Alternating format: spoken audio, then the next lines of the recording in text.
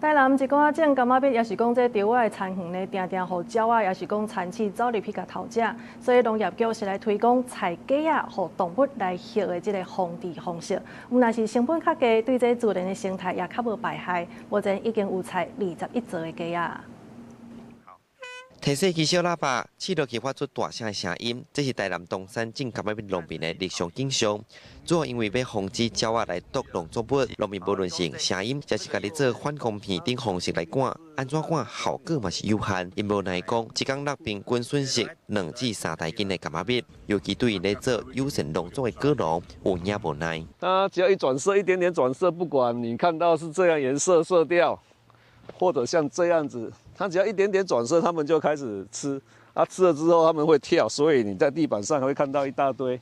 为了要解决动物甲农作物饿了，台南市农业局近来嘛咧设免禽车价防治方式，鼓励农民会当设低价的车价，先把叶顶免禽，踮咧只叶困，协助农民倒关鸟鼠、虫害甲鸟害，这款生物防治唔呐降低损害。 买当减少农民惯系讨药的做法。自从用了这2年，112年到现在114年哈，就是农民呢哈也知道这种我们有在推广，然后我们农业局的推广之后，他们也很少在用那个老鼠药，那老鼠也减少了。用食物链的概念啊，大的来吃小的一个状况，那产生一个食物链。那这样子的话，食物链越长的话，我们的生态环境就越好。7米长的地高顶白麻扫减到黏牙机，大约10分钟就做好势。农业局即阵定期办教育训练，把教农民来家己搭一个有专业人士指出，那免禽惯势伫共一个车价休困，这乌是麻叶定定来农地，这嘛形成天然的风扇，守护作物的安全。帮它捕食田里的老鼠，或者是其他的一些鸟类，或者是一些害虫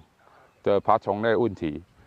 这就是最主要有效是解决这种问题。即阵台南伫东山官殿大内甲甲关庙区政府设有10座车架，陆续嘛开始有农民对咧响应，自主设有11座，拢总21座。农业局毋望逐当通稳定增加，打造永续农产，嘛实践生态共好。记者从台南采访报道。